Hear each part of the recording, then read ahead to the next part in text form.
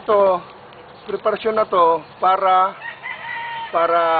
do sa aking piniprepare na kinukultivate na lupa at ginagambol para ito, paglaki nito, ililipat na lang namin doon sa aming lupang inaayos. At kasalukuyan, ito, meron na akong malaki-laking punla. Mga ilang araw pa to, o it takes a week, maililipat na namin doon sa mga lupa namin inihanda. Sari-sari naman to eh. May kamatis, may talong, may sitaw, may upo, at mayroon ding kalabasa na nakaprepare ako. Kaya itong halaman ako, prepare ko talaga ng gusto para sunod-sunod ang trabaho. At katunayan, meron ako ritong panibagong malalaki-laki na. Ito. At meron ako panibagong binhi na medyo nakatago para madali siyang mailipat.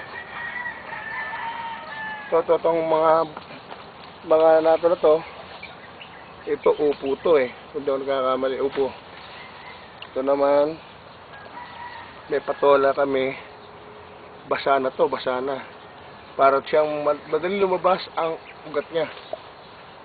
At ito naman, ano pa rito? Ha? Ano? Ha? Kalabasa. Kalabasa. Hindi, kalabasa. Ito, ano ba to? Kaya kitang-kita ninyo kung paano namin talaga ipiniprepare yung pagtatanim ng sitaw to. Oh. Kasi ito, pagka binasa namin ganito, mga ilang araw lang naman, lilito na yung ugat niya. Pag nilipat namin sa lupa, mga 2 araw lang, lilito na siya sa lupa. Kaya yung mga sikreto namin ginagawang pananim para madali siyang tumubo at madali siyang pakikinabangan. Ito naman, kalabasa. Kaya basa na.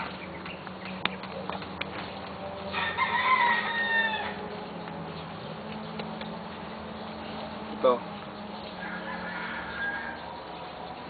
Kung napapansin niyo yung parang maputi-puti na siya sa dulo, yun ang ibig sabihin, lalabas na yung kanyang ugat.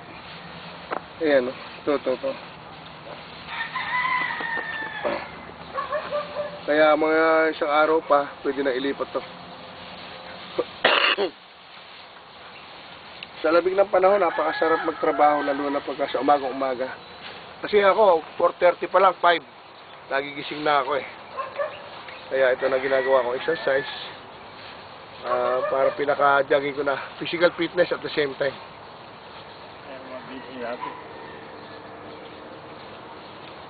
Ayan na.